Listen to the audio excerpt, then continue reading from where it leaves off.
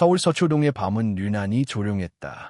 비가 내리지도 않았는데 바닥은 오래된 물기처럼 축축했고 형광등 불빛은 하얗게 번져보였다. 경찰청 별관 지하, 방음 처리된 치조실 안에서 백승민은 의자에 앉아 있었다. 손목에는 수갑이 채워져 있었지만 그는 불편해 보이지 않았다. 오히려 편안해 보였다. 마치 이 공간이 익숙하다는 듯, 마치 자신이 손님이고 이 자리는 상담실이라는 듯한 태도였다. 강지우는 그를 마주 보고 섰다. 테이블 위에는 오래된 녹음기 하나가 놓여 있었다. 지훈의 손은 그 위에서 잠시 멈췄다가 다시 내려앉았다. 손끝이 떨리는 것을 그는 숨기지 않았다. 숨길 필요가 없다고 생각했다. 이 방 안에는 두 사람뿐이었다. 그리고 이 대면은 오래전에 예정된 것이었다. 그걸 틀 생각인가요? 백승민이 먼저 입을 열었다. 목소리는 낮고 부드러웠다. 학생들에게 강의할 때 쓰는 톤과 다르지 않았다. 틀어도 괜찮습니다. 다만, 지훈은 눈을 들었다. 백승민의 시선은 조금도 흔들리지 않았다. 사람을 바라보는 눈이 아니라 반응을 관찰하는 눈이었다. 사람들은 아이의 말을 믿지 않아요. 백승민이 말했다. 특히 착한 아이의 말은 더더욱. 지훈은 대답하지 않았다. 그는 녹음기를 켜지 않았다. 대신 질문했다. 예, 그렇게 확신하십니까? 백승민은 미소를 지었다. 아주 옅은 미소였다. 제가 평생 연구해 온 주제니까요. 수능, 의존, 그리고 침묵. 그는 잠시 말을 멈추었다가 덧붙였다. 신소연도 그랬죠. 그 이름이 치조실 안에 떨어지자 공기가 미세하게 흔들렸다. 지훈의 가슴이 순간 조여왔다. 그는 녹음기를 집어들었다. 손바닥에 차가운 감각이 퍼졌다. 이걸 공개하면, 지훈이 말했다. 당신은 범인이 되겠죠. 백승민이 말을 이었다. 하지만 그 전에 묻고 싶네요. 강 변호사, 그 아이는 구해질까요? 지훈은 대답하지 않았다. 취조실의 시계 초침 소리만 또렷이 들렸다. 그 순간 함원이 어둡게 가라앉았다. 6개월 전, 강지훈은 그날도 사건을 하나 거절했다. 전화기 너머의 목소리는 다급했지만 지훈은 이미 수화기를 내려놓고 있었다. 그는 창밖을 보았다. 서울의 낮은 늘 분주했고 사람들은 각자의 목적지를 향해 빠르게 흘러갔다. 그 흐름에서 한 발짝 물러나 있는 것이 지훈의 삶이었다. 그때 사무실 문이 조심스럽게 열렸다. 중년의 여성이 들어섰다. 손에는 구겨진 서류 봉투가 들려 있었다. 눈은 붉게 충혈되어 있었고 어깨는 안으로 말려 있었다. 강 변호사님이시죠? 그녀의 목소리는 떨렸지만 또렷했다. 윤태민 엄마입니다. 지훈은 순간 아무 말도 하지 못했다. 이름을 듣는 순간 이미 사건의 윤곽을 알고 있었기 때문이다. 며칠 전부터 뉴스에 나오던 사건. 고등학생 남자아이가 여자친구를 살해한 혐의로 구속되었다는 기사. 댓글은 잔인했고 여론은 이미 판결을 내린 상태였다. 앉으세요. 지훈은 의자를 권했다. 그녀는 앉지 못하고 서서 말했다. 우리 애는 그런 애가 아닙니다. 그 말은 변호사로서 수없이 들어온 말이었다. 하지만 이번에는 다르게 들렸다. 절박함이 아니라 확신처럼 들렸다. 스스로를 설득하려는 말이 아니라 누군가에게 마지막으로 매달리는 말처럼. 지훈은 조심스럽게 물었다. 아드님을 만나 보셨습니까? 여성은 고개를 끄덕였다. 말을 안 해요. 아무것도. 다만 저를 볼 때마다 미안하다고만 합니다. 그날 오후 지훈은 구치소로 향했다. 윤태민은 철문 너머에 앉아 있었다. 마른 체구의 교복 자국이 아직 남아있는 나이였다. 눈은 바닥을 향해 있었고 손은 무릎 위에서 미세하게 떨리고 있었다. 윤태민. 지훈이 이름을 불렀다. 아이의 어깨가 아주 작게 움찔했다. 고개를 들었을 때 지훈은 잠시 말을 잃었다. 그 눈은 공포로 가득 차 있지 않았다. 대신 텅 비어 있었다. 무엇인가를 잃어버린 눈이었다. 변호사님이세요? 태민이 물었다. 목소리는 낮고 잠겨 있었다. 그래. 지우는 의자에 앉았다. 내 이야기를 듣고 싶다. 태미는 한참 동안 아무 말도 하지 않았다. 시간이 흐르고 교도관이 문을 두드리기 직전 아이는 입을 열었다. 제가 기억을 잘 못해요. 그는 천천히 말했다. 그날 밤이 잘려나간 것 같아요. 지우는 숨을 고르고 물었다. 소원이랑 다쳤니? 태미는 고개를 저었다. 울고 있었어요. 소런이가. 그는 손을 꽉 쥐었다. 근데 제가 한 게 아닌 것 같아요. 지우는 그 말을 놓치지 않았다. 확신도 변명도 아닌 말, 마치 누군가의 말을 대신 전하는 것처럼 들렸다. 구치소를 나오는 길, 지훈의 머릿속에는 오래된 기억 하나가 스쳤다. 과거, 그가 검사였을 때 다뤘던 사건. 16살 소년이 살인 혐의로 기소되었고 증거는 완벽했다. 소년은 무죄를 주장했지만 지훈은 기소를 강행했다. 판결 후 얼마 지나지 않아 소년은 교도소에서 스스로 목숨을 끊었다. 그날 이후 지훈은 검찰을 떠났다. 윤태민의 눈은 그 소년의 눈과 닮아 있었다. 너무 일찍 어른들의 세계에 던져진 아이의 눈. 지훈은 사무실로 돌아와 사건 기록을 다시 펼쳤다. 모든 것이 깔끔했다. 너무 깔끔해서 이상할 정도로. 그리고 그 서류 맨 아래 심리분석보고서에 서명된 이름을 보았을 때 지훈의 손이 멈췄다. 백승민, 서울대 출신, 스타 교수, 언론이 사랑하는 심리학자. 지훈은 창밖을 다시 보았다. 서울의 불빛이 어둠 속에서 반짝였다. 그 불빛 아래 누군가는 이미 침묵하고 있었고 누군가는 그 침묵을 설계하고 있었다. 그날 밤 강지훈은 사건을 수임했다. 그리고 그 선택이 그를 다시 어둠의 한가운데로 끌어당길 것임을 아직은 알지 못했다. 강지훈은 사건 기록을 반복해서 읽었다. 기록상으로 윤태민은 범죄 당시 범행 장소에 혼자 있었고 피해자 신소영과 다툰 흔적도 있었다. CCTV는 범행 직전까지 둘이 함께 있는 장면을 포착했고 지문, 혈흔, DNA까지도 태민에게 불리한 결과로 이어졌다. 경찰은 완벽한 증거를 내세워 태민을 구속했고 여론 역시 압도적으로 유죄를 믿고 있었다. 하지만 지호는 그 기록들에서 뭔가 이질감을 느꼈다. 모든 증거가 지나치게 깨끗하게 정렬되어 있었다. 인간이 남기는 흔적이라는 것은 본래 모순투성이고 사건의 진실은 늘 어딘가에 복잡한 결을 숨기고 있기 마련이다. 그런데 이 사건은 너무 정돈되어 있었다. 마치 누군가가 사건을 이해하기 쉽게 편집해 둔 것처럼. 그는 가장 먼저 사건 발생 시간대를 다시 확인했다. 밤 10시 32분, 신소연의 모친이 외출해서 돌아와 딸이 침대 위에서 피를 흘리며 쓰러져 있는 것을 발견했다. 이미 숨이 끊어진 뒤였다. 모친의 비명소리에 이웃이 달려왔고 바로 119와 경찰에 신고했다. 신고 시각은 10시 37분. 신고 직후 도착한 경찰은 집 안의 모든 방을 수색했고 욕실 안에서 떨고 있는 윤태민을 발견했다. 피해자가 쓰러져 있는 바로 옆 방에 숨어 있었는데 사건 직후 기억이 없다고 말합니다. 경찰 조사 기록에는 그렇게 쓰여 있었다. 지우는 의문을 가졌다. 왜 도망치지 않았을까? 왜 집안에 남아 있었을까? 범죄를 저지른 자가 그 자리에 남아 있다는 것은 너무나도 위험한 행동이다. 그것도 아이가 아니라면 모를까? 이성적인 판단을 할 수 있는 고등학생이. 지우는 이 점이 계속 마음에 걸렸다. 그는 현장 사진을 다시 살폈다. 침대 시트에 남은 혈흔의 방향, 바닥에 굴러있는 스마트폰, 깨진 액자틀 그중 하나가 눈에 들어왔다. 침대 맞은편 벽에 걸린 시계.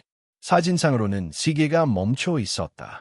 시침과 본침이 정확히 10시 29분을 가리키고 있었다. 사고 당시 시간이 10시 32분이라고 했지. 지우는 중얼이며 파일을 닫았다. 그 시계는 어떻게 멈췄을까? 충격 때문이라면 꽤 강한 힘이 작용해야 한다. 그런데 사진상 방 안은 그렇게 어지럽지 않았다. 단지 침대 시트와 소련의 위치만이 비정상적으로 보였다. 이튿날 지우는 사건 현장인 신소연의 집을 직접 찾아갔다. 경찰 수사는 이미 끝났고 현장은 봉인되어 있었지만 소연의 어머니는 지훈의 요청을 받아들였다. 그녀는 딸의 유품을 정리하지 못한 채 그 방을 그대로 보존하고 있었다. 제발 진실을 찾아주세요. 그녀는 간곡히 부탁했다. 방 안은 고했고 소연의 향수가 아직도 공기 중에 희미하게 남아 있었다. 지훈은 조심스럽게 침대 주변을 살폈다. 벽에는 시계가 새 것으로 교체되어 있었다. 그는 조심스럽게 말을 꺼냈다. 혹시 사건 당시에 벽에 걸려있던 시계는 어디에 있습니까? 소련의 어머니는 잠시 머뭇거리다가 서랍장을 열어 낡은 시계를 꺼냈다. 시계는 멈춘 그대로였다. 지훈은 그것을 유심히 살폈다. 시계 뒤편 유리에는 가느다란 금이 가 있었고 뒷면에는 희미한 지문 하나가 남아 있었다. 지훈은 그것을 증거봉투에 담아 돌려주며 말했다. 이 시계는 소중한 단서가 될 수 있습니다. 그날 밤 그는 이 사건의 정신감정을 맡았던 인물인 백승민 교수를 찾아갔다. 백 교수는 심리학과 교수이자 다수의 방송과 언론에 출연한 유명인사였다. 그는 윤태민이 분열성 인격장애의 징후를 보이며 범죄 시점에 해리 상태에 빠졌을 가능성이 있다고 진단했다. 이 보고서는 사건 초기 여론을 결정짓는 중요한 문서였다.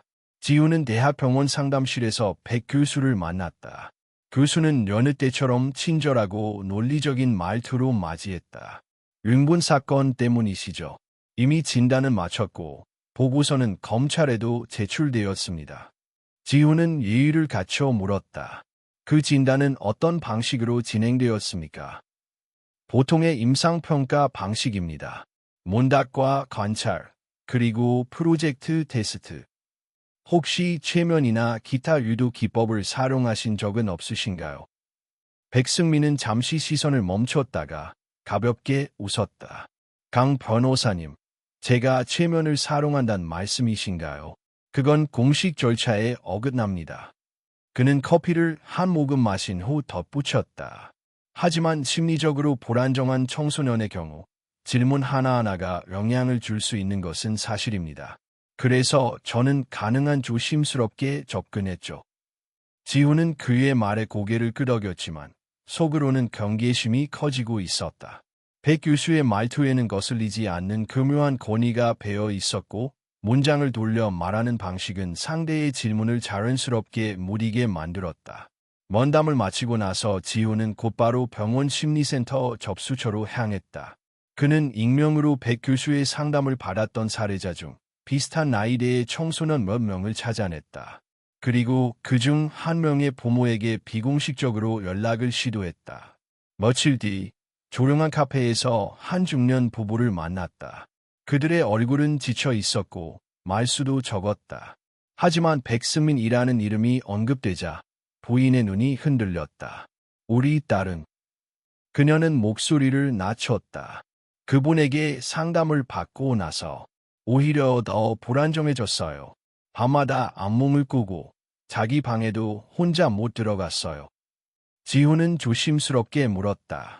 혹시 그 상담 내용에 대해 녹음이나 기록이 있으신가요? 그녀는 고개를 저었다. 그분이 녹음을 허락하지 않았어요. 대신 딸이 남긴 일기장이 있어요. 거기엔 이상한 문장이 반복돼요. 그건 내가 한 게 아니야. 그건 내 생각이 아니었어. 지훈은 싸늘한 기운이 등을 타고 내려가는 것을 느꼈다. 그는 일기장의 문장을 복사해 받아들고 곧장 사무실로 돌아왔다.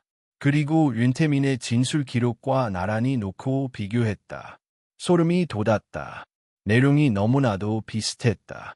문장 구조, 표현 방식, 그리고 내 생각이 아니었다는 핵심 표현까지. 그 순간 지훈의 머릿속에는 하나의 단어가 떠올랐다. 조작. 하지만 이 조작은 물리적인 것이 아닌 심리적인 조작이었다. 백승민은 무언가를 숨기고 있었다. 아니, 더 정확히 말하면 그는 시문거릴지도 모른다. 아이들의 기억 속에 죄책감이라는 이름의 씨앗을 지호는 태민을 다시 만나야 한다고 생각했다. 그 아이는 지금도 누군가의 목소리 속에서 자신을 잃고 있을지도 모른다. 그리고 지호는 그 침묵 속에서 가장 중요한 고백을 찾아내야만 했다. 윤태민을 다시 만난 것은 비 오는 오후였다. 교도소 면회실 유리창 너머로 보이는 아이의 얼굴은 전보다 더 창백했다. 눈 밑에는 짙은 그림자가 드리워져 있었고 손가락은 무의식적으로 책상 아래에서 움직이고 있었다. 마치 무언가를 세고 있는 듯한 움직임이었다. 강지우는 조용히 자리에 앉았다. 아무 말도 없이 가방을 열고 봉투 하나를 꺼냈다.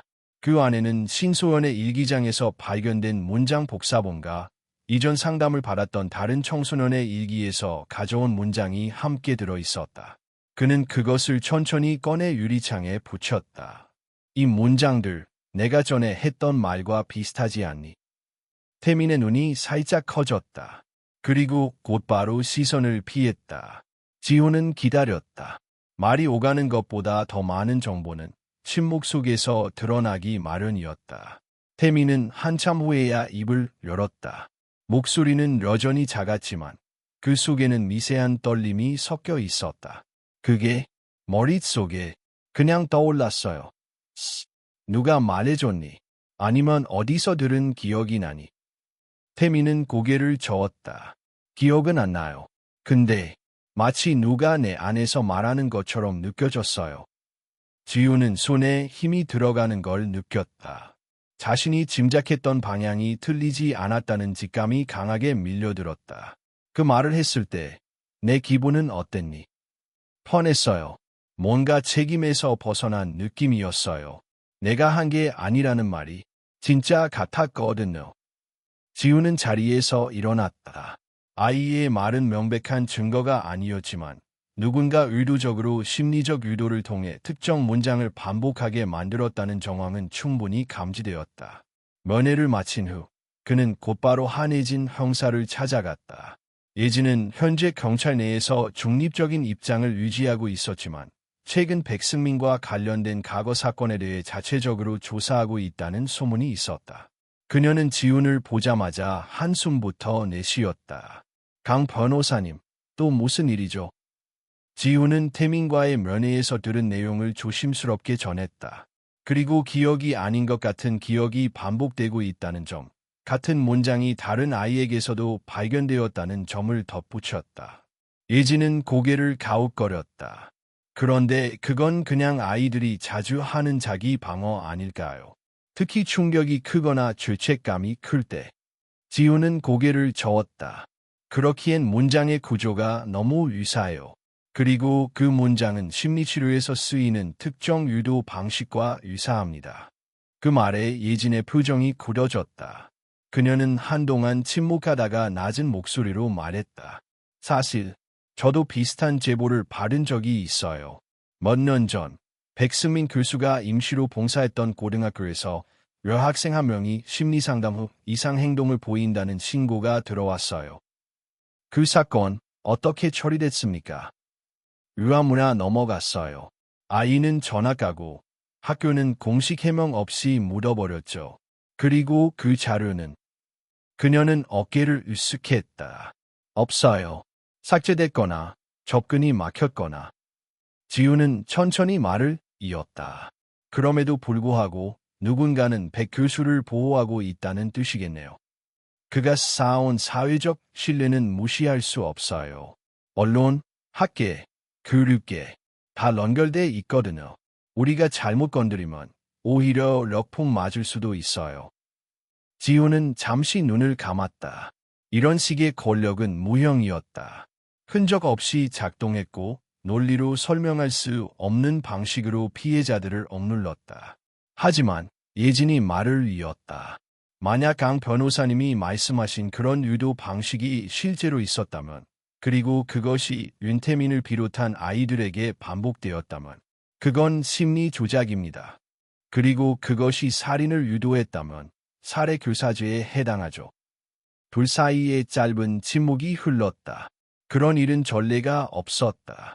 누군가의 심리를 조작하려 범죄를 유도하고 그 결과로 사람을 죽게 만들었다면 그것은 단순한 조력자가 아닌 설계자이자 실제 가해자였다. 지금 가장 중요한 건 그 사람의 목소리를 확보하는 거예요. 지우는 그렇게 말하며 예진에게 태민 어머니가 건넨 시계를 보여주었다.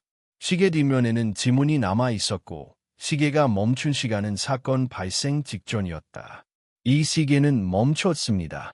누군가 일부러 건드렸을 가능성이 높아요. 이 지문이 누구 것인지 분석해 주세요. 예진은 시계를 받아들며 고개를 끄덕였다. 알겠습니다. 결과 나오면 바로 연락드릴게요. 지우는 사무실로 돌아오는 길에 백승민 교수의 강연 일정을 검색했다. 곧 대형 심리 포럼이 열릴 예정이었고 백 교수는 기조 강연자로 참석 예정이었다. 지우는 그 자리에 참석 신청을 넣었다. 그는 결심했다. 이번에는 공식적인 절차만으로는 부족하다. 그는 그 강연장에서 사람들 앞에서 그 남자의 말을 듣고 싶었다. 사람들을 조종하는 자가 어떻게 사람들을 설득하는지를 직접 보고 싶었다. 그리고 그 안에서 소련의 마지막 진실을 찾아낼 것이다. 그녀가 남긴 흔적은 어디에선가 존재하고 있으며 그 진실은 누군가 반드시 들어야만 했다. 더 이상 아이들의 목소리가 예면당하지 않게 하기 위해서 서울 중심에 위치한 국제심리치료학회 포럼은 매년 수백 명의 심리학자라 상담 전문가, 의료계 종사자들이 모이는 대규모 행사였다. 강지호는 행사장 입구에서 등록증을 받은 뒤 무거운 발걸음으로 강연장 안으로 들어섰다. 포럼은 백승민 교수의 기조 강연으로 시작되었다. 원단 위에 선백 교수는 변함없이 깔끔한 정장을 입고 차분한 어조로 이야기를 시작했다. 인간의 심리는 복잡하지 않습니다. 오히려 너무 단순해서 문제입니다. 단어 하나, 표정 하나, 호흡 한 번으로도 사고는 바뀌고 감정은 무너집니다. 지우는 사람들의 반응을 살폈다. 청중은 백 교수의 말에 고개를 끄덕이며 공감하고 있었고 노트북을 펴놓고 열심히 메모하는 이들도 있었다. 그는 순간 위화감을 느꼈다. 그토록 부드럽고 설득력 있는 말들이 얘 자신에겐 거짓처럼 들릴까? 아니, 어쩌면 그 거짓말을 진실로 믿게 만드는 재능이야말로 이 남자의 가장 무서운 점이었다. 강연이 끝난 후 백 교수는 참가자들과의 짧은 질의응답 시간을 가졌다. 지우는 조용히 손을 들었다. 시선이 자신에게 쏠렸고 백 교수의 눈이 그를 알아보았다. 잠깐이었지만 그 눈빛 속에는 의심이 아닌 반가움에 가까운 여유가 있었다. 강지훈 변호사님이시죠? 백 교수는 미소를 지으며 말했다. 혹시 심리학에도 관심이 있으십니까? 지훈은 마이크를 받아들고 대답했다. 관심은 없었습니다. 하지만 최근 한 사건을 맡고 나서 인간 심리의 어두운 면에 대해 깊이 고민하게 되었습니다. 백 교수는 고개를 끄덕였다. 그렇죠. 법은 행위만을 다루지만 심리는 행위의 근본을 파고들지요. 교수님께서 말씀하신 사고의 재구성에 대해 여쭤보고 싶습니다. 지우는 조심스럽게 말을 이었다. 기억이라는 것이 얼마나 쉽게 조작될 수 있는지, 그리고 그 조작이 어느 수준까지 가능하다고 보시는지요. 잠시 정적이 흘렀다. 사람들은 흥미로운 주제라는 듯 웅성거렸고 백 교수는 다시 한번 미소를 지었다. 기억은 고정된 영상이 아닙니다. 그것은 조각난 퍼즐이며 감정과 상황에 따라 끊임없이 재편됩니다. 그래서 치료사는 그 퍼즐을 조금씩 움직이며 새로운 그림을 보여주는 역할을 하기도 하죠. 그게 치료인가요? 아니면 조작인가요? 지훈의 질문은 예상보다 날카로웠다. 머뭇 청중이 놀란 듯 고개를 돌렸고 백 교수의 미소가 아주 살짝 옅어졌다. 강 변호사님, 조작이라는 단어는 너무 강합니다. 하지만 환자의 안정과 회복을 위해 기억을 재해석하는 것은 상담 과정의 일부입니다. 지훈은 마이크를 내려놓았다. 백 교수의 말은 교묘했고 법적으로 문제 삼을 수 없는 선에서 모든 책임을 피해갔다. 그러나 그날의 강연에서 그는 확신을 얻었다. 백승민은 자신이 하는 일의 위험성을 정확히 알고 있었다. 그리고 그 모든 것을 치료라는 이름으로 포장하고 있었다. 행사장을 나와 주차장으로 향하던 지훈의 휴대폰이 울렸다. 발신자는 한혜진 형사였다. 지문 결과 나왔어요. 그녀는 다급한 목소리로 말했다. 시계에서 나온 지문, 피해자도, 가족도, 태민이 것도 아니에요. 그럼 누구 겁니까? 예진은 잠시 머뭇거리다가 말했다. 백승민 교수 겁니다. 2016년 자원봉사 활동 중 채취된 지문과 일치해요. 지우는 주차장 한가운데 멈춰 섰다. 머릿속이 얼어붙는 느낌이었다. 그가 태민의 집에 갔던 적은 없다. 공식적으로나 비공식적으로도 백승민은 사건 현장에 있을 이유가 없었다. 이 지문, 확실한 거죠? 네, 분석 결과 99.9% 일치입니다. 하지만 예진의 목소리가 낮아졌다. 증거로 사용하기 어려워요. 당시 시계가 증거물로 등록되지 않았기 때문에 절차상 문제가 있어요. 지우는 이를 악물었다. 우리가 알 수 있는 건 알았다는 거고 법은 여전히 모르고 있다는 뜻이군요. 그래서 말인데 예진이 말을 이었다. 태민이 스마트폰도 다시 확인해봤어요. 복구된 음성 파일 하나가 있더군요. 소연의 목소리입니까? 아니요. 누군가에게 보낸 음성 메시지예요.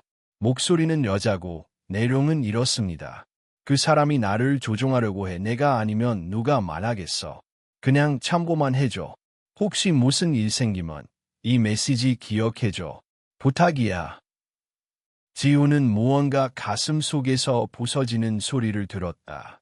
그것은 소련의 마지막 말이자 세상에 남긴 유일한 목소리였다. 그는 예진에게 말했다. 그 파일 복사해서 보내주세요. 그리고 백 교수가 태민과 상담했던 모든 기록을 확보할 수 있으면 좋겠습니다. 쉽진 않겠지만 시도해볼게요. 하지만 강 변호사님, 조심하세요. 백 교수는 그냥 학자가 아니에요. 그날 밤, 지우는 사무실에 앉아 복사받은 음성 파일을 반복해서 들었다. 소련의 목소리는 두려움에 떨리고 있었지만 동시에 무언가를 결심한 사람만이 가질 수 있는 담담함이 담겨 있었다. 그 사람이 나를 조종하려고 해. 그 사람, 백승민. 지우는 깊은 한숨을 내쉬었다. 그는 지금 살인을 저지르지 않고도 사람을 파멸시킬 수 있는 자를 상대하고 있었다. 그리고 그가 설계한 세계 속에서 진실은 조용히 사라지고 있었다. 그러나 지우는 결심했다. 그 침묵을 끝내기 위해 그는 이제 백승민의 내면 깊숙이 들어가야만 한다. 백승민이 가장 자신 있는 곳, 가장 방심하는 영역, 심리치료실. 거기서 그는 백승민의 진짜 목소리를 찾아낼 것이다. 고백 없는 고백을 세상에 들리게 만들기 위해 심화의 서울은 가끔 기묘할 정도로 고요했다. 건물들 사이에 부딪혀 울리는 바람 소리, 도로 위를 천천히 미끄러지는 택시의 엔진 소리, 그리고 그 틈에 섞인 지훈의 발걸음은 유난히 무겁게 느껴졌다. 그는 집으로 돌아가는 대신 곧장 윤태민의 학교 근처로 향했다. 그곳에는 여전히 신소연이 남긴 흔적이 남아 있었다. 복도 게시판 한켠에는 학생들이 적은 추모 메시지들이 붙어 있었고 그정 한가운데에는 그녀의 사진과 꽃이 놓인 조그마한 공간이 마련되어 있었다. 지우는 그 앞에 잠시 서서 조용히 고개를 숙였다. 당신이 남긴 목소리를 들었습니다. 그는 속으로 중얼였다. 그리고 이제 당신이 남긴 침묵도 찾아야 할 차례입니다. 다음 날 아침, 지우는 학교 행정실을 찾아가 신소연의 개인 사물함과 기록을 확인할 수 있는 허가를 요청했다. 형사인 한혜진의 협조를 얻어 어렵게 허락을 받았고 그는 곧장 학생회실 옆에 위치한 개인 사물함들을 살폈다. 신소연의 사물함은 거의 비워져 있었다. 교과서 몇 권, 필기노트, 그리고 잘 정리된 연습장이 하나. 연습장의 마지막 몇 장에는 날짜 없이 적힌 글꼴들이 남아 있었다. 지우는 조심스럽게 그것들을 넘겼다. 나는 지금 어떤 얼굴을 하고 있을까? 그가 말했어. 내 감정은 무의미해. 기억은 조작될 수 있어. 나는 내 생각을 믿을 수 없는 상태야. 이게 내가 원한 걸까? 글씨는 일정했고 문장은 끊어지지 않았다. 감정이 격해질수록 필체가 흔들리기 마련인데 소연의 글씨는 끝까지 정돈되어 있었다. 그것은 두 가지 가능성을 내포하고 있었다. 감정이 무뎌졌거나 아니면 감정을 숨기도록 학습된 것이거나. 지우는 연습장 뒤에 붙어있던 작은 포스트잇 하나에 시선을 멈췄다. 거기에는 짧은 문장이 적혀 있었다. USB 서랍 속 빨간 스티커. 그는 즉시 소련의 집으로 향했다. 어머니는 여전히 딸의 방을 손대지 않고 있었고, 지우는 조심스럽게 책상 서랍들을 뒤졌다. 그리고 세 번째 서랍, 속옷이 접힌 칸 아래에서 조그마한 빨간 스티커가 붙은 USB를 발견했다. 지우는 USB를 노트북에 꽂았다. 폴더 하나, 암호가 설정되어 있었다. 그는 잠시 고민하다 소연이 자주 사용하던 SNS 계정에서 찾은 단어 몇 개를 조합했다. 소연 199X, Hope 0415, Remember. 몇 번의 실패 끝에 Remember 042라는 암호가 작동했다. 폴더 안에는 총 3개의 파일이 있었다. 하나는 녹음 파일, 다른 하나는 짧은 영상, 마지막은 문서였다. 지우는 가장 먼저 영상부터 열었다. 영상은 교실 한쪽 구석에서 몰래 촬영된 듯 어두웠다. 화면에는 백승민 교수가 앉아있고 카메라 밖에 누군가와 이야기 중이었다. 넌 감정에 휘둘리지 마. 감정은 약자의 무기야. 그럼 어떻게 해야 하죠? 기억을 바꾸는 거야. 너에게 불편한 기억은 그냥 없던 일로 만드는 거지. 지우는 영상의 음성을 멈췄다. 화면은 불분명했지만 목소리는 명백했다. 그것은 소연이 말한 그 사람의 말투였다. 그는 두 번째로 문서를 열었다. 파일 이름은 testnote.docx. 그 안에는 백 교수가 진행한 심리실험 보고서 형식의 문장이 적혀 있었다.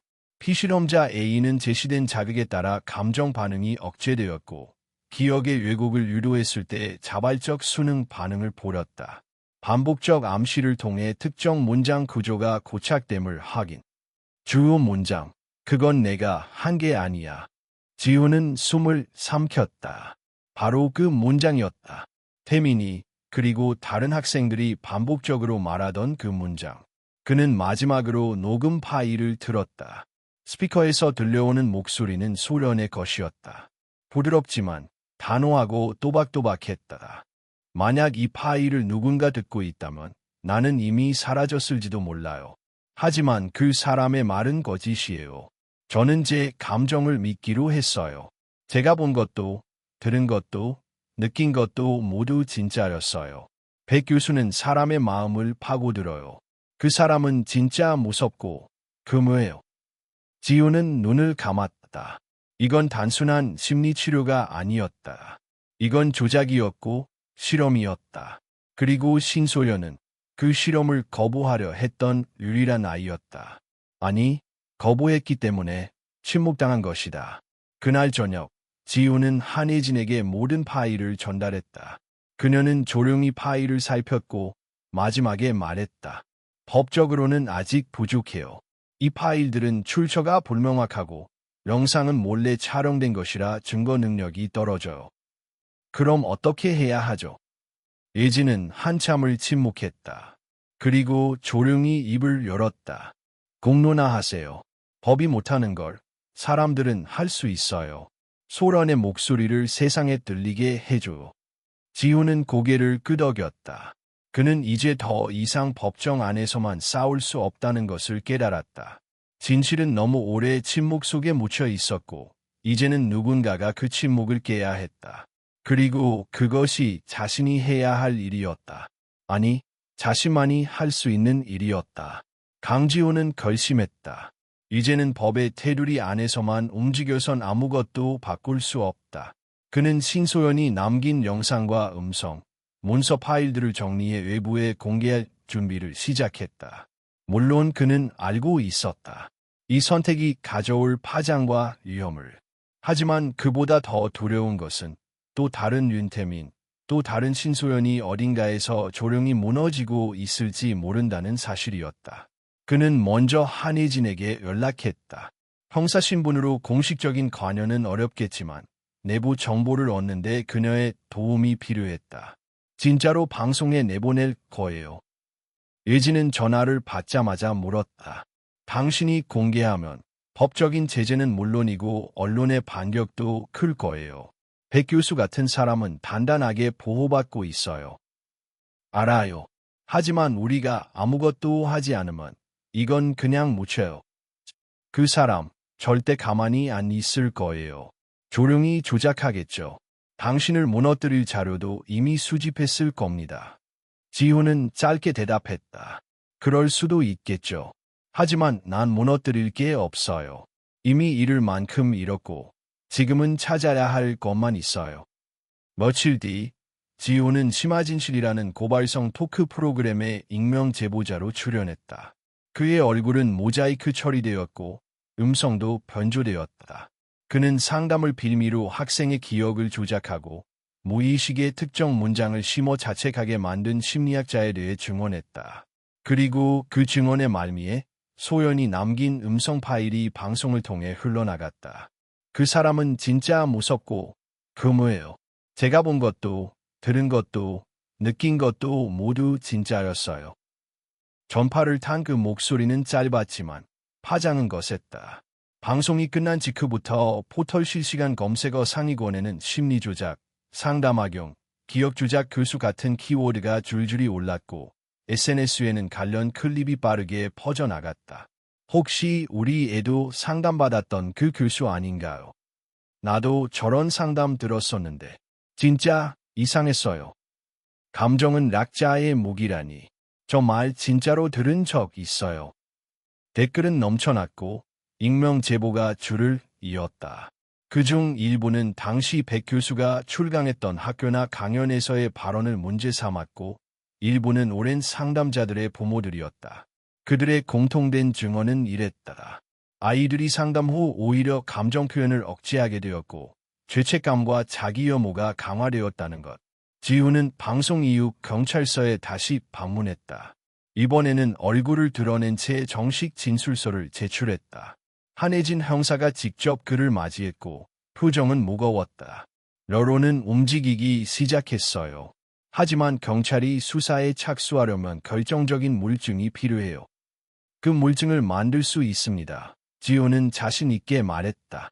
백 교수가 상담 중 자신의 이론을 설명하며 했던 녹음이 있습니다. 태민 어머니가 상담실 옆방에서 몰래 녹음한 파일이 있어요. 일방적인 대화였지만 그 안에 자백과도 같은 내용이 들어 있습니다. 정말입니까? 네. 그리고 그 파일은 불법 녹음이 아닙니다. 어머니가 동반 보호자로 등록되어 있었고 실제로 상담장에 동석할 예정이었어요. 백 교수가 퇴실시켰지만 그 가정 자체가 문제였어요. 예진은 고개를 끄덕였다. 그 파일을 제출해 주세요. 수사 명분이 생깁니다. 그날 저녁 서울지방경찰청은 공식적으로 백승민 교수에 대한 직권남용 및 정신적 가해 혐의로 수사에 착수한다고 발표했다. 언론은 즉각 반응했고 다음 날 모든 뉴스 채널은 기억을 조작한 심리학자, 치료인가 조작인가라는 자극적인 타이틀로 뉴스를 보도했다. 하지만 백 교수는 곧바로 반격에 나섰다. 그는 개인 기자회견을 열고 모든 의혹을 전면 부인했다. 그 자리에서 그는 침착하고 논리적으로 말하며 자신이 수년간 해온 상담 방식은 과학적 근거와 임상 경험에 기초한 정당한 접근이었다고 주장했다. 제가 강조한 건 자기 객관화입니다. 감정에 휘둘리지 말고 생각을 재구성하라는 것이었지 결코 조작이 아니었습니다. 그리고 이어서 말했다. 불법적으로 확보된 파일, 악의적인 편집본에 의한 명예훼손에 대해 법적 대응을 하겠습니다. 지훈은 텔레비전 속의 그의 표정을 보며 담담히 중얼거렸다. 이 남자는 절대 자백하지 않아. 그저 논리를 조작해 스스로를 방어할 뿐이지. 지훈은 모든 걸 걸고 있었다. 하지만 그는 알았다. 진실이 밝혀지는 순간은 갑작스럽게 오지 않는다는 것을. 그리고 대부분의 진실은 사람들의 믿음 속에서 천천히 드러난다는 것도. 며칠 뒤 그는 태민을 다시 면회했다. 이번 면회실에서의 분위기는 이전과는 사뭇 달랐다. 태민은 눈을 들고 지훈을 바라보았고 오랜만에 자신의 의지로 말을 꺼냈다. 소련이가 남긴 걸 들었어요. 지우는 고개를 끄덕였다. 그게 꿈속에서 계속 들려요. 근데 무섭지 않아요. 이제는 아니에요. 지우는 미소를 지었다. 그리고 말없이 아이의 눈을 바라보았다. 그 눈은 여전히 아팠지만 더 이상 텅 비어 있지는 않았다. 밖으로 나오는 길, 비가 내리고 있었다. 알은 빗방울이 어깨를 적셨지만 지우는 우산을 쓰지 않았다. 그는 하늘을 올려다보며 천천히 걸었다. 누군가는 말했다. 진실은 물처럼 새어 나온다고. 아무리 막아도 결국은 흘러나오게 되어 있다고. 그리고 지금 그 물길은 드디어 흐르기 시작했다.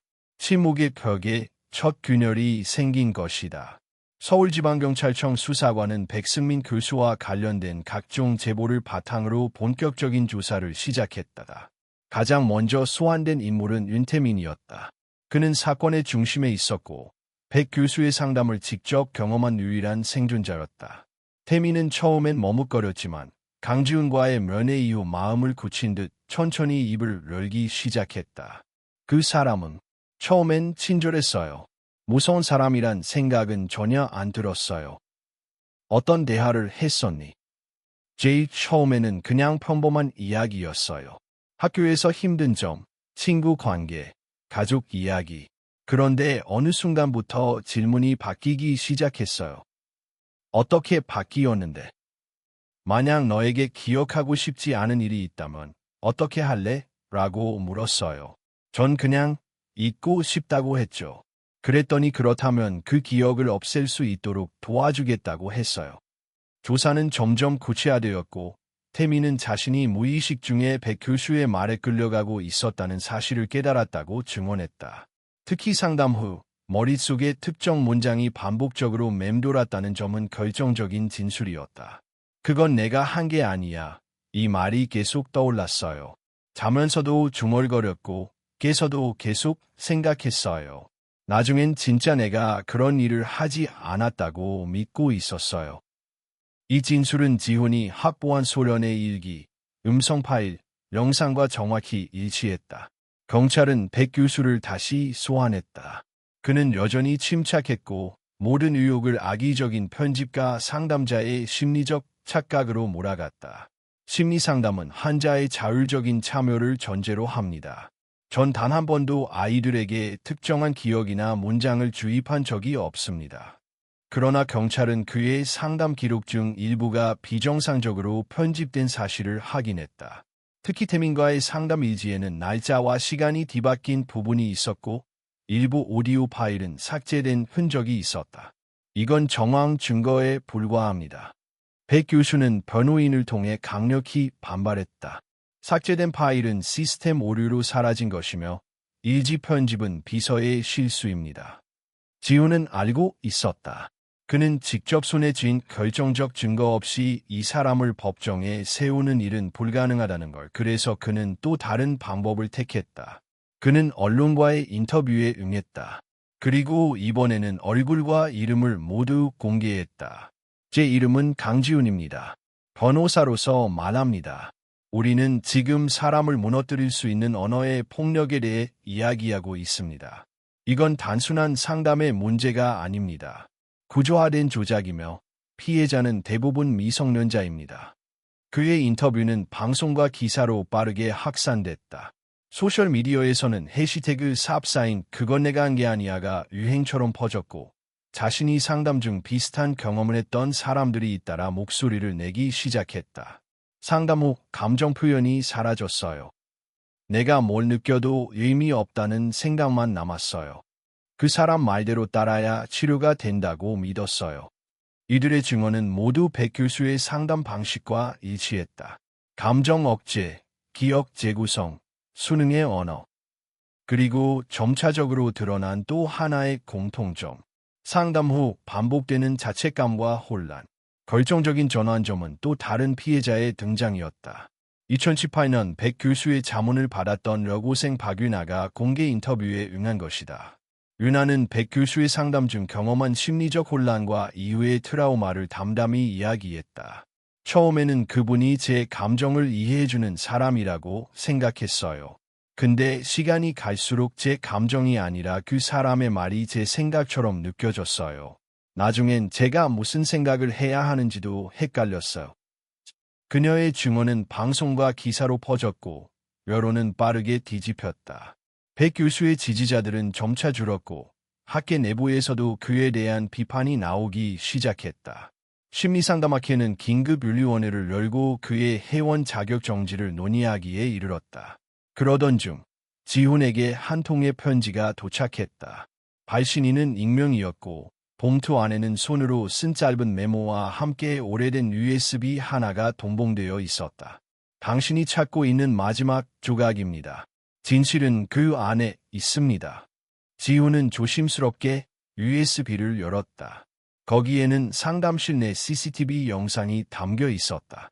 영상 속 백 교수는 태민과 단둘이 있었고 말투는 강압적이지 않았지만 특정 문장을 반복해 말하는 장면이 그대로 담겨 있었다. 기억이 내 마음을 속일 수 있어. 감정은 진실이 아니야. 그건 내가 한 일이 아닐 수도 있어. 그리고 무엇보다 충격적인 순간, 영상 속에서 백 교수는 메모지를 꺼내들고 그 위에 한 문장을 적은 뒤 태민에게 읽게 했다. 그건 내가 한 게 아니야. 지훈은 그 순간 온몸의 전율이 일었다. 더는 부정할 수 없는 증거. 이건 단순한 상담이 아니라 계획된 암시와 반복에 의한 주입이었다. 그는 즉시 영상을 복사해 경찰에 제출했고 예진에게 직접 전달했다. 그녀는 말없이 파일을 확인한 뒤 고개를 천천히 끄덕였다. 이제 끝낼 수 있겠네요. 그날 오후 경찰은 백승민 교수의 자택과 연구실을 압수수색했다. 검찰은 그를 심리적 지배와 암시에 의한 범죄류도 직권남용, 상담윤리 위반 혐의로 기소했다. 백 교수는 체포되는 순간까지 침착한 얼굴이었다. 수갑이 채워진 뒤에도 그는 조용히 말했다. 진실은 해석의 문제입니다. 당신들이 믿는 그것도 누군가가 구성한 이야기일 뿐이에요. 그러나 이번엔 그 해석이 더 이상 혼자의 것이 아니었다. 진실은 더 이상 침묵하고 있지 않았다. 그 침묵의 벽 너머에서 누군가의 목소리가 계속 울리고 있었기 때문이다. 백승민 교수의 체포는 사회 전반에 큰 충격을 안겼다. 언론은 연일 심리조작 사건의 전말, 치료에 탈을 쓴 권력, 정신과 지배의 시대라는 제목의 기사들을 쏟아냈고 그의 이름은 단숨에 대중의 입에 오르내리는 대표적인 추락한 전문가가 되었다. 한편 윤태민의 재판은 새로운 국면을 맞이했다. 그의 유죄를 이끌어냈던 주요 증거들이 심리적 암시에 의한 자백에서 비롯되었음을 인정받았고 법원은 재심 청구를 받아들이며 전면 재조사를 명령했다. 검찰 측도 태민의 자백이 강압적 상황에서 유도된 것일 수 있음을 인정하고 기존 입장을 철회하기 시작했다. 지훈은 재심을 준비하며 태민과의 상담 일지를 다시 정리했다. 그는 태민이 어떤 식으로 감정과 기억의 경계를 흐리게 되었는지를 정밀하게 재구성했다. 그 과정에서 그는 한 가지 중요한 점을 발견했다. 이건 그냥 암시가 아니야. 그는 예진에게 말했다. 백승민은 감정의 부정을 무기로 사용했어. 피해자가 느낀 고통, 슬픔, 분노 같은 자연스러운 감정들을 비논리적이라고 깎아내리면서 결국 그 감정을 스스로 부정하게 만든 거야. 그러면 남는 건 공허와 수치심뿐이야. 예진은 조용히 고개를 끄덕였다. 그게 가장 위험한 조작이죠. 누군가 자신의 감정을 믿지 못하게 만들면 결국 그 사람은 자기 자신을 의심하게 되니까요. 재심 첫날 법정에는 수많은 취재진이 몰려들었다. 방청석은 기자와 일반인으로 가득 찼고 태민의 부모는 조용히 손을 잡고 법정 뒤편에 앉아 있었다. 태민은 이전보다 성숙한 모습이었다. 여전히 긴장한 기색이 역력했지만 두 눈에는 확실한 의지가 담겨 있었다. 재판은 검찰 측의 입장 변경으로 시작되었다. 검찰은 기존 수사 과정에서 피고인의 자백이 심리적 유도와 압박에 의해 왜곡되었을 가능성을 배제할 수 없다고 밝혔고 주요 증거의 신빙성에 의문이 제기되자 판사는 곧바로 새로운 증인 신문을 시작했다. 그중 핵심 증인은 바로 백승민이었다. 그는 수감복을 입고 법정에 들어섰다. 여전히 반듯한 자세, 침착한 말투, 고개를 숙이지 않는 시선. 그는 처음 질문부터 자신 있게 대답했다. 윤태민 군에게 심리상담을 진행한 것은 사실입니다. 그러나 그 과정에서 어떤 강압이나 암시, 유도는 없었습니다. 감정은 약자의 무기라는 표현을 사용하신 적이 있습니까? 그건 제 상담 철학의 일환입니다. 감정은 판단을 흐릴 수 있고 우리는 그것을 객관화해야 한다는 의미였습니다. 그럼 기억은 재구성될 수 있다. 그건 내가 한 게 아닐 수도 있어라는 말도 같은 맥락에서 하신 겁니까? 백승민은 주저하지 않았다. 기억은 심리학적으로 불완전합니다. 상담자는 그것을 전제로 접근해야 합니다. 그러나 그가 그 말을 마치자마자 지우는 증거 영상이 담긴 USB를 제출했다. 법정 스크린에 영상이 재생되었고 백 교수가 직접 종이에 문장을 적고 태민에게 읽게 하는 장면이 흘러나왔다. 그건 내가 한 게 아닐 수도 있어. 그 말은 계속 떠오를 거야. 너는 편해질 거고 진실은 사라질 거야. 법정은 술렁였다. 판사는 영상을 끝까지 지켜본 뒤 조용히 입을 열었다.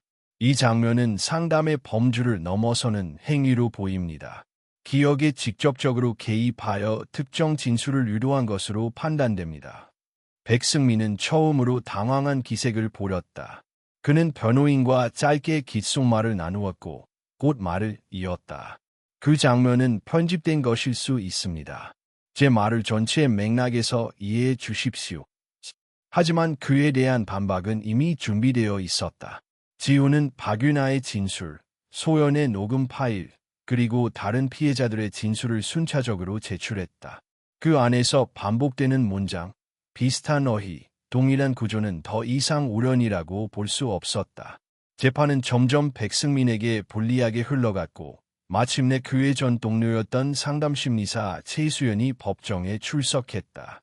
그녀는 과거 백 교수의 조교로 일했던 인물이었다. 처음엔 그분의 철학에 감탄했습니다. 하지만 어느 순간부터 상담이 아니라 실험에 가까운 방식으로 학생들을 대한다는 느낌을 받았습니다. 특히 암시 기법은 상담실 내부에서 금기시되는 방식입니다. 그러나 그는 그것을 이론화하며 자신만의 방식이라 주장했습니다. 그녀의 증언은 결정적이었다. 백 교수가 한문이라는 이름으로 상담을 실험처럼 다뤘다는 사실, 그리고 그 실험의 결과가 실제 사람들의 삶을 파괴했다는 것이 밝혀졌다. 결국 재판부는 윤태민에 대한 기준 판결을 파기하고 무죄를 선고했다. 판사는 판결문에서 이렇게 밝혔다. 심리상담은 인간의 정신을 다루는 민감한 영역입니다. 백승민 피고인의 상담 방식은 그 경계를 넘었으며 피해자에게 심각한 정신적 손상을 초래했습니다. 본 법원은 윤태민 피고인의 진술이 조작되었음을 인정하고 그의 무죄를 선고합니다. 그 순간 태민의 어머니는 조용히 눈물을 흘렸다. 지우는 뒤편에서 그 모습을 바라보며 천천히 고개를 숙였다. 수많은 증언과 증거, 그리고 소연이 남긴 목소리, 그 모든 것이 오늘의 진실을 가능하게 만든 것이다. 백승민은 여전히 고개를 숙이지 않았다. 그는 자신의 철학이 언젠가 받아들여질 것이라 믿고 있었는지도 모른다. 하지만 그날 법정에서 증명된 것은 어떤 철학도 사람의 존엄을 해쳐서는 안 된다는 것이었다. 재판이 끝난 후 태민은 지훈에게 다가왔다. 고맙습니다. 지훈은 고개를 저었다. 너는 살아남았고 그게 전부야. 소연이 들었을까요? 우리가 진실을 밝혔다는 걸. 지훈은 잠시 하늘을 올려 쳐다보았다. 그리고 천천히 대답했다. 들었을 거야. 그리고 이제 쉬고 있을 거야. 어딘가에서 더 이상 울지 않아도 되는 곳에서. 백승민의 유죄가 확정된 이후 세상은 조금씩 변하기 시작했다. 그의 이름은 각종 심리학 관련 서적과 강연 목록에서 삭제되었고 그가 속했던 대학은 사과문을 발표하며 그와의 모든 관계를 단절했다. 심리상담학회는 윤리 강령을 재정비하겠다고 약속했고 전국의 심리상담소들은 상담 시스템 전반에 대한 점검을 진행했다. 그러나 가장 큰 변화는 사람들 안에서 일어났다. 그동안 묻혀있던 수많은 경험들이 드러나기 시작했다. 누구도 귀 기울이지 않았던 불편한 상담, 이상했던 말투, 억눌린 감정의 기억들이 조금씩 떠오르기 시작했다. 지훈은 그 변화의 한가운데에 있었다. 사건이 마무리된 뒤 그는 오랜만에 짧은 휴식을 가졌다. 소란스럽던 사무실도 한결 조용해졌고 태민의 사건을 마지막으로 잠시 사건을 맡지 않기로 결심했다. 그동안 너무 많은 것들을 짊어졌다는 걸 느꼈기 때문이다. 그는 어느 오후 신소연의 어머니로부터 편지를 한 통 받았다. 손으로 꾹꾹 눌러 쓴 글씨였고 편지지 한 장에는 말로 다 담기지 못한 마음이 느껴졌다. 강 변호사님, 제 아이의 목소리를 세상에 꺼내주셔서 감사합니다. 저는 소연이가 마지막에 얼마나 애로웠을지 그것만 생각하면 숨이 막혔습니다. 하지만 당신 덕분에 이제는 그 아이가 조용히라도 웃고 있을 것 같아요. 편지의 마지막 문장은 짧았다. 살아있는 사람들만이 고통을 끝낼 수 있으니까요. 지훈은 편지를 조심스레 접어 서랍 안에 넣었다. 그 말이 머릿속에서 떠나지 않았다. 살아있는 사람들만이 고통을 끝낼 수 있다. 그것이 아마도 지금 자신이 해야 할 역할일지도 모른다는 생각이 들었다. 며칠 뒤 지훈은 예진과 함께 소연이 다녔던 학교를 다시 찾았다. 운동장 한쪽에 소박한 추모 공간이 여전히 유지되고 있었고 그 앞에는 몇몇 학생들이 조용히 앉아 있었다. 그들은 모두 사건 이후 새롭게 시작된 학생 감정 상담 프로젝트의 첫 상담자들이었다. 예진이 말했다. 이 프로젝트는 이제 전국적으로 확대된대요. 진짜 상담, 안전한 상담을 위해 심리 전문가들이 힘을 모으고 있대요. 지훈은 천천히 고개를 끄덕였다. 늦었지만 시작된 거네요. 그는 추모 공간 앞에서 조용히 앉았다. 하늘은 맑았고 바람은 가볍게 불었다. 한참을 말없이 앉아 있다가 그는 문득 입을 열었다. 소련아, 너는 내게 많은 걸 가르쳐줬어. 진실은 때때로 법보다 작고 약하지만 누군가가 끝까지 버티고 지켜줄 수 있다면 결국은 드러나게 된다는 걸.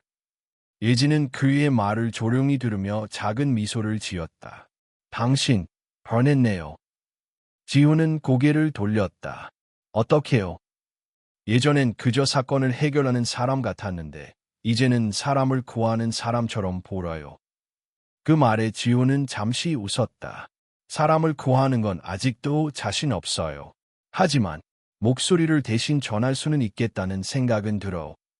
그날 밤 지훈은 사무실 책상에 앉아 새로운 프로젝트를 구상하기 시작했다.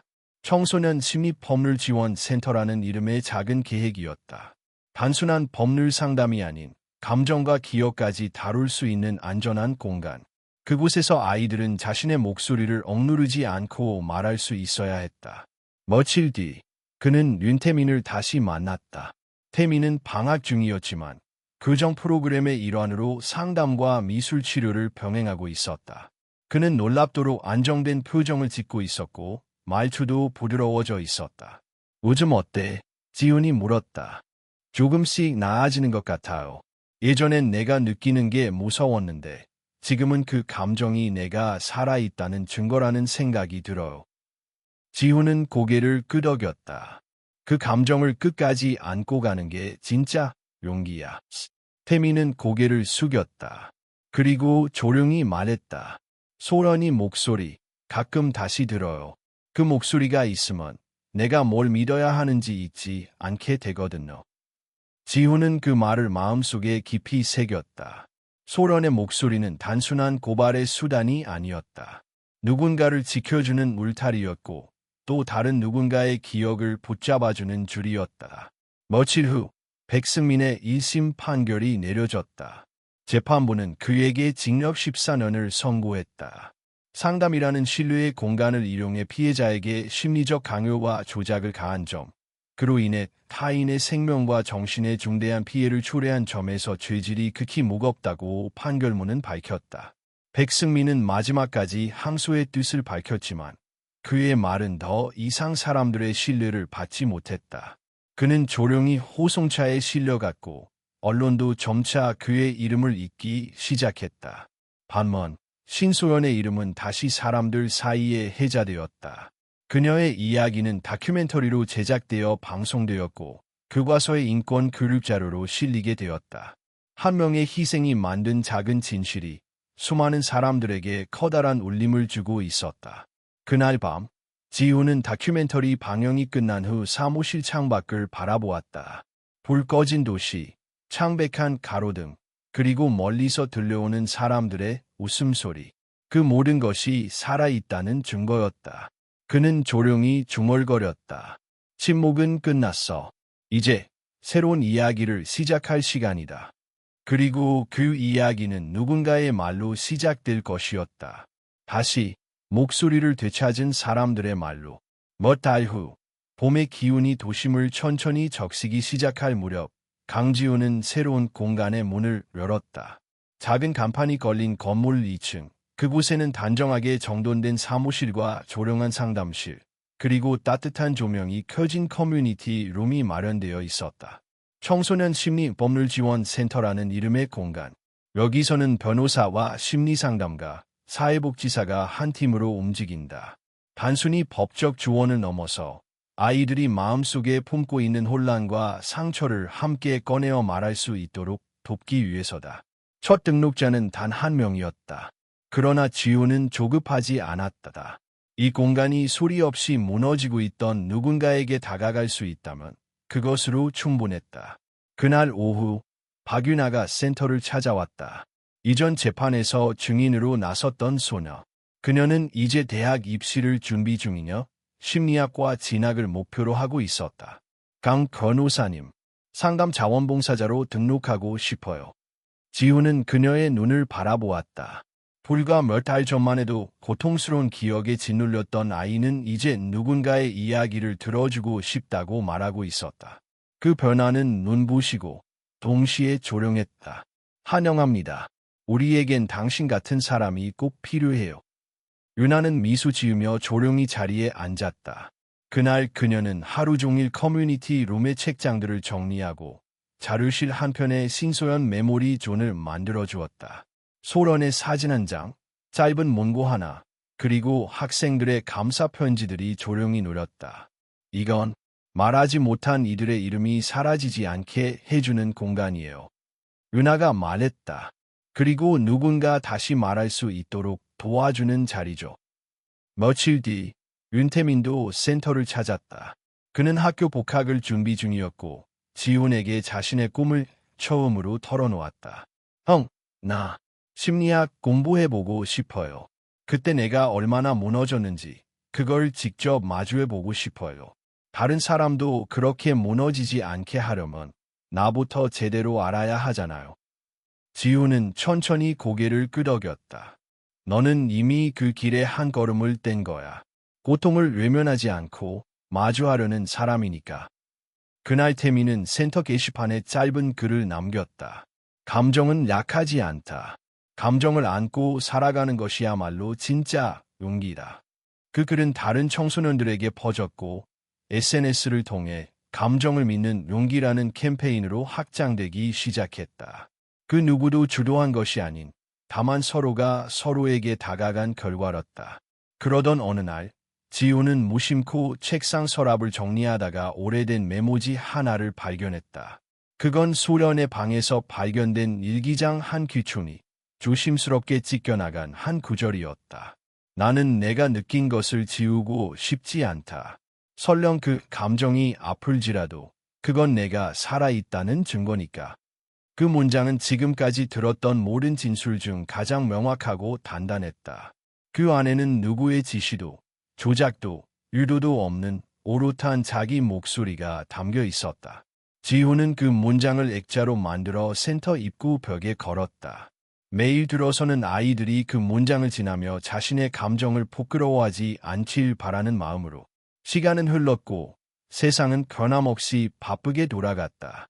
백승민의 재판은 대법원까지 이어졌지만 최종적으로 징역 14년형이 확정되었고 그 이름은 더 이상 뉴스에 오르지 않았다. 하지만 지우는 알고 있었다.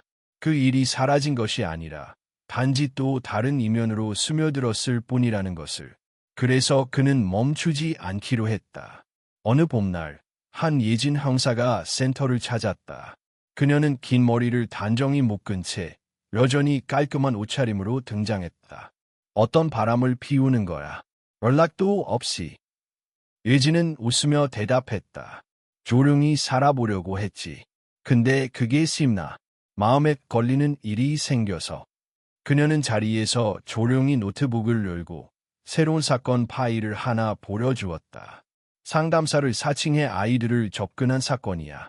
아직 실체는 밝혀지지 않았는데 이게 단순한 범죄는 아닐 수도 있어.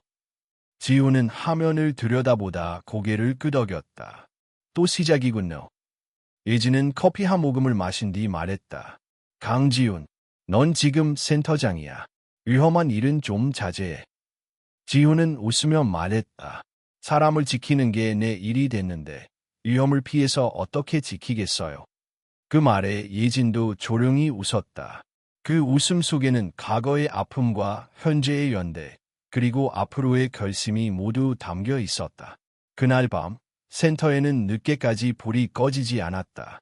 책상 위에는 사건 파일과 감정 기록지, 그리고 아이들이 남긴 짧은 메모들이 나란히 놓여 있었다. 감정을 믿을 수 있어 행복해요. 말할 수 있는 사람이 있어서 다행이에요. 이곳은 내가 울어도 되는 곳이에요. 그 모든 글 속에 지훈은 하나의 진실을 보았다. 고백은 반드시 말로 시작하지 않는다. 때로는 눈빛으로, 때로는 침묵으로, 혹은 한 줄의 글로. 하지만 반드시 누군가가 들어줄 준비가 되어 있을 때라 비로소 고백이 된다. 그리고 이제 이곳에서 그 고백들은 더 이상 침묵 속에 묻히지 않을 것이다. 지훈은 창밖을 바라보았다. 바람이 부드럽게 흔들리고 있었고 가로등 불빛 아래 누군가가 조용히 센터의 문을 열고 들어오는 모습이 보였다. 그는 자리에서 일어났다. 새로운 이야기가 또 시작되고 있었다. 그리고 그는 알고 있었다. 그 이야기는 언젠가 누군가의 삶을 구할 것이라는 것을. 다시 목소리를 되찾은 세상을 향해.